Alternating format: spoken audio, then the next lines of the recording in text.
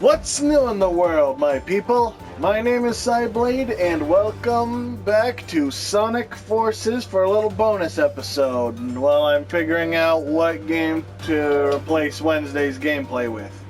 Now, back when I first beat Sonic Forces a while ago, I unlocked the option to make new avatars and said maybe if you guys wanted to see some my ideas, well, maybe I do that. So I finally came back and did that, and actually just made all these ideas just yesterday. That's how long it took me since then. But anyways, so here we are. We have, of course, good old Hayabusa. But next we move on to Lyra the cat, who is Blaze the cat's sister. I don't know why I have this weird obsession with giving characters siblings, and that's what I came up with for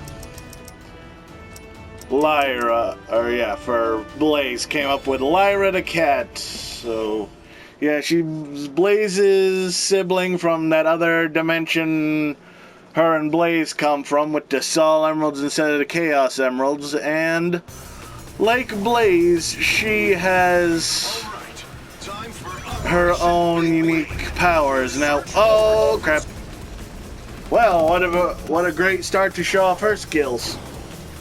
Alright, time for Operation Big Wave. We'll surge forward and sweep the enemy away.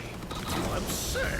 What can that rabble do with an all-out? Yeah, so in my headcanon, she's not actually using a wisp in here. She's actually just, this is her power with creating black holes. So, yeah. Blaze thought she had it rough with people making fun of, or afraid of her powers. Imagine how they felt about a princess who could make freaking black holes. So yeah, they were way more scared of Lyra than they were Blaze. Although they still have a decent sisterly relationship. Although Lyra does kind of wish she had Blaze's powers instead of hers. So yeah, it took you long enough, Infinite. Jeez. So yeah, she has, like, you probably saw the little fire markings from the bodysuit. That's her basically marking herself with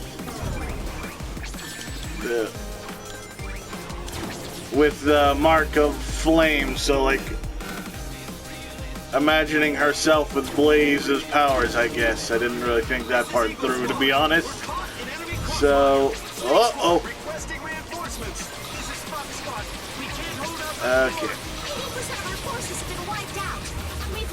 So yeah, since she's the younger sister, so since Blaze is the firstborn and would take the throne,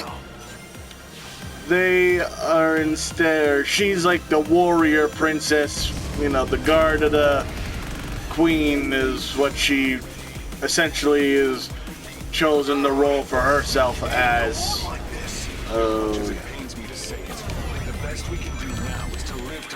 Pretty simple, not much else to say for her, so I really should have probably picked a shorter level in that case.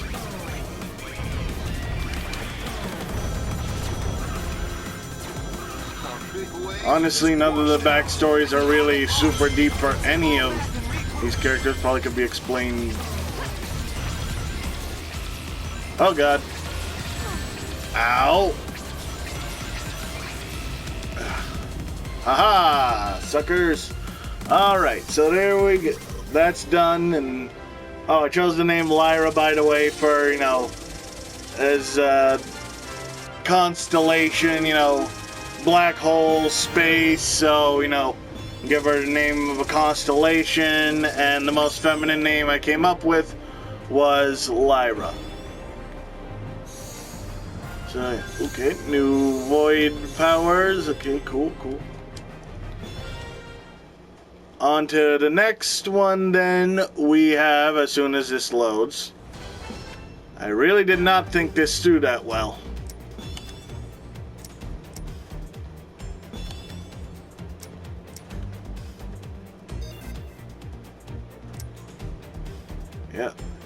we now have our rabbit hero, and she is Androida the Rabbit. A bit of a callback to the old Sonic Saturday morning cartoon where there was this rabbit girl, Bunny Rabbot, they called her, because back when Eggman used to roboticize animals, turning them into, like, you know, robot husks of what they used to be. One of the ones who was unfortunately roboticized, or partly at least in her case, was the Bunny the Rabbit girl, so yeah. So she's kind of a callback to him, only in her case, she got significantly more roboticized. Only basically her head is left, and even in that case, kind of.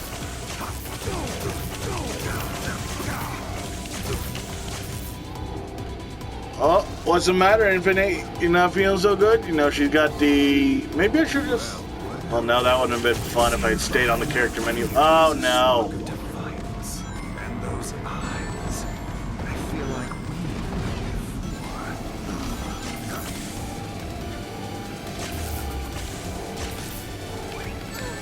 Oh, come on! Are you serious? Okay.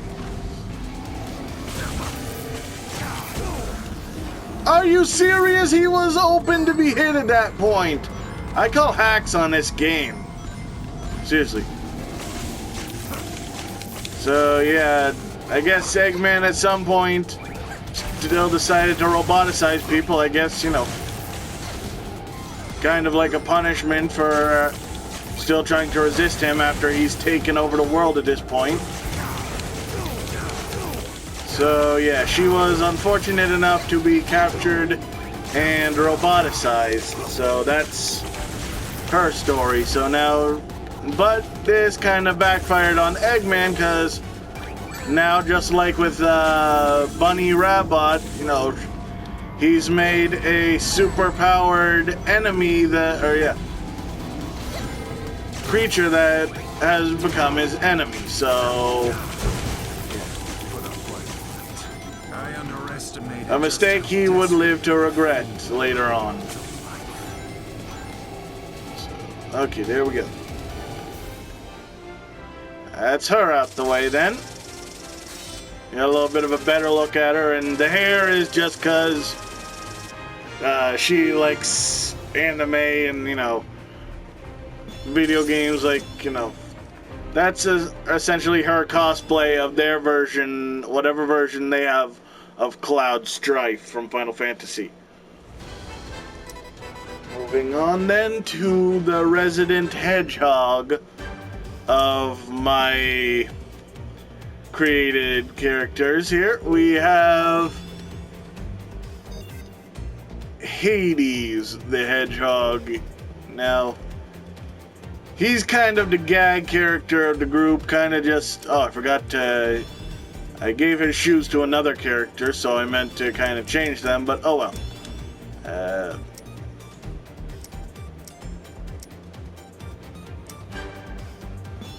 Whatever he is. Yeah. So yeah, he kind of thought when all this invasion stuff was going down that, you know, he's a hedgehog, four of their world's greatest heroes, that being Shadow, Sonic, Silver, and Amy, are hedgehogs. They're just innately the heroes of the story. So he thought it'd be all, you know, sunshine and rainbows. You know, he'd show off, be the big hero. And as you might have seen from the, you know, quick still there, he's got the Amy bodysuit on. He's got a crush on Amy, ironically. Pretty much, well, I was gonna say pretty much like how Amy is to Sonic, he is to Amy, but that'd make him kind of way too stalkery. Not saying there's, you know, double standard girls can get away with being creepy stalkers. They can't, or at least shouldn't, but many agree it's worse for guys. But anyway, so but he's also kind of based off of Hercule from Dragon Balls in the fact that he's kind of a big, huge coward, and when push comes to shove, he's basically getting out of there as quickly as he possibly can. Like, I imagine, like, I know I couldn't show off the cutscenes in, whoa, in my Sonic Forces playthrough, but on their final battle with Eggman, where everyone's, you know, running towards him, the big obligatory scene in any, like, end game where all the sides rush towards each other at once. At the beginning, before anybody charges, Hades is right there up front, but then when it goes down, you know, he's charging out front, but then, you know, he's gradually slowing down as people start to pass him, and then eventually just running in place until everybody is behind him or in front of him, and then he just screws off and hides somewhere.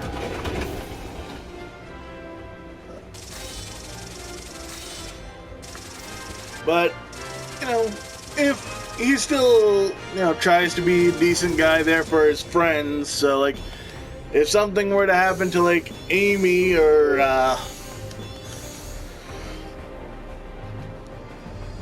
Androida or Hayabusa even, he's, like, kind of got a rivalry with Hayabusa going on. Hayabusa's the actual, you know, top dog kind of badass that, Hades thinks he is and wants to be, but, so yeah, he pushes his buttons, but eventually they're still friends, and, Hades isn't his real name, by the way, that's just what he told everyone when all this stuff went down. He joined up with the Resistance to sound cool, but nobody knows his actual name. Not even me, because I didn't bother to give him one. Oh, and quickly going back to Androida for a minute, I forgot to say this, her original name was Andrea, but when she got roboticized, she changed it to Androida. And next we have Terror the Bear. Now, I was thinking he is like Eggman's earliest attempt when he first found the Phantom Ruby, like his first attempt to make Infinite, and it didn't go so well. So he's kind of a failed experiment, and Eggman first thought that, like, the Phantom Ruby just revealed everyone's greatest fears, so that's what, okay, he can't shoot,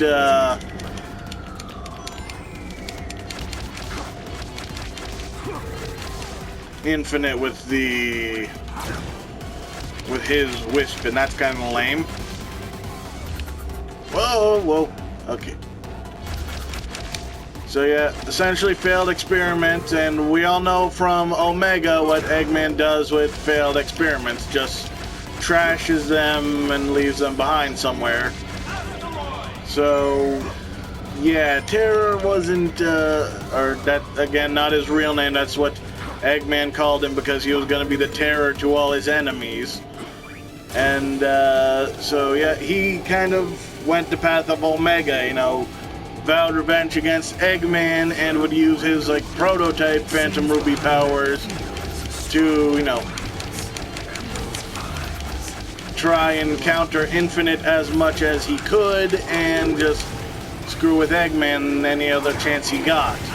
So yeah, he ironically took the name Terror because, like, Eggman said he'd be the terror to his enemies, now he'd be Eggman's terror. So the edgiest or most tragic backstory out of all my characters, arguably, actually, no question, but he makes it work.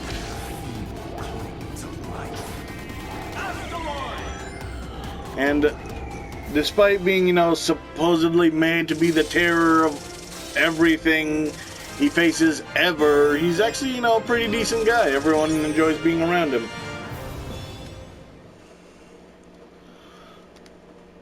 And next is, we have here Luna the dog. She's basically like, she's like kind of the cliche mix-up, or well, maybe not cliche, but kind of like the gag character, I guess. I don't know, or not gag in the same way as, you know, the dude trying to be a hero, but he's a coward like Hades, but in the sense that the person who's there that really isn't supposed to be. Like, she kind of just got dragged into this, doesn't even have like half an idea of what's going on. Like, even, like, kind of like Tatsumi and Akeme got killed. So, yeah, she's like the character, like the most canon to actual and to what's supposed to have happened to the OC in Sonic Forces. You know, their home was destroyed, so they joined the Resistance to get revenge on Infinite. Only instead, she really was just kind of picked up by the Resistance and had nowhere else to go, so she was recruited in, but she's not too thrilled about it, so she kind of, as you can maybe see by her appearance, kind of took like an emo phase. And she's got that half mask, or, you know, half closed eyes, just, I am so done with everything. That's basically her. Ow. So yeah, here when she really shouldn't be, but, you know, trying to make the most of it, and she still does have, oh, come on!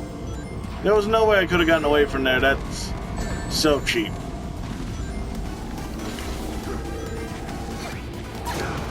Die, Infinite.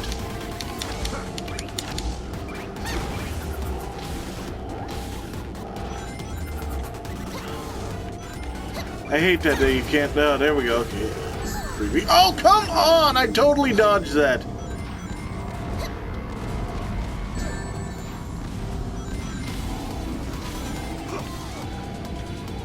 And she's also kind of the example why your average everyday character shouldn't be going up against Infinite like this, but whatever.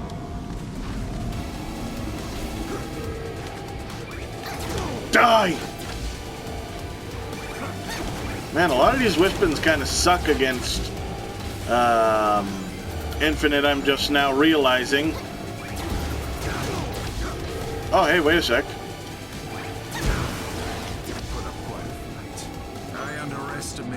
Oh, looks like you can actually get her with the, or him with the spinning air attack, but oh well. Too late for that now. Oh.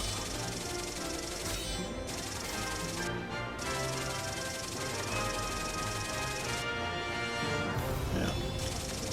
So yeah, that's her, kind of the emo, doesn't fish out of water, doesn't really belong, but still trying her best. So, admirable. And the last character we got is the Wolf.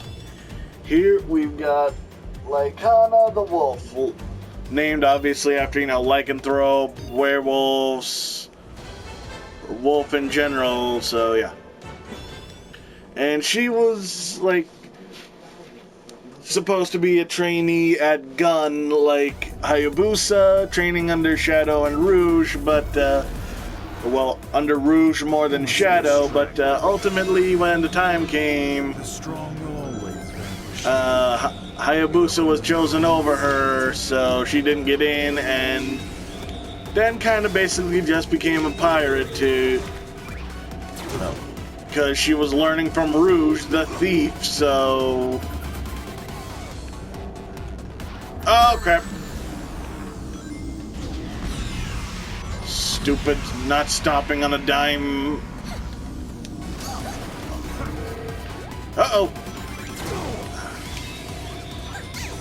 Oh, wait, no, that's the regular Wispins. So, yeah, she became a pirate to essentially just be on the opposite side of Hayabusa, and because, you know, she was trained by Rouge, so that had some unfortunate side effects in the form of making her kind of treasure crazy.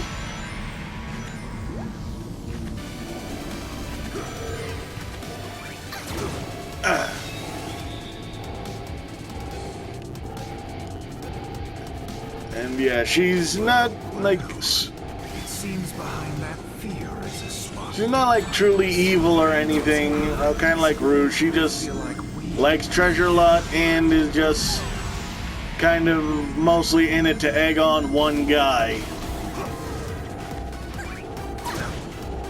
So... And she would, you know, she's not evil enough to join Eggman, so like, yeah, that's why she didn't, you know, she's not like a mercenary on his payroll like Infinite was before becoming Infinite. For those that don't know, probably, you know, watch episode Shadow, do your reading.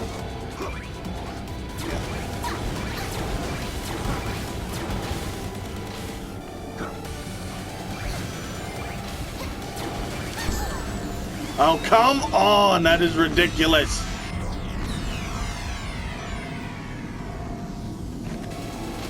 Alright, come on.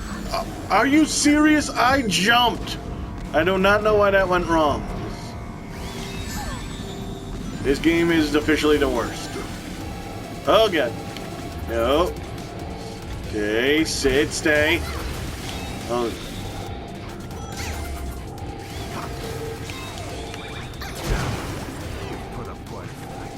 So yeah, technically she's, you know, not on the rebellion side because she doesn't want to be on the same side as Hayabusa, but she's not evil enough to join up with Eggman, so I guess anti-villain is where you'd put her. Maybe slightly leaning towards anti-hero a bit, but yeah. So, there we go. There are the other 6.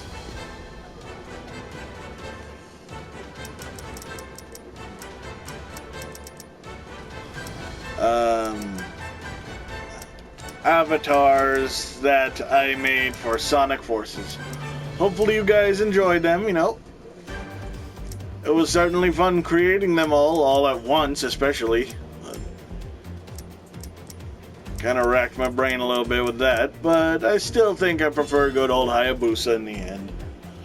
What do you guys think? Who was your favorite? And, you know, did you enjoy this? Let me know in the comments below. And don't worry, Wednesdays won't be a mystery anymore. I think I finally figured out what I'm gonna play next Wednesday, so tune in for that. Thank you all so much for watching. If you like this and want to see more, go ahead and slash that subscribe button. If you like this video, give a quick cut to the like button, leave a comment down below, share it around with all your friends, and be sure to follow me on Twitter and Facebook. Then I'll see you in the next video, but until then, my people, stay sharp.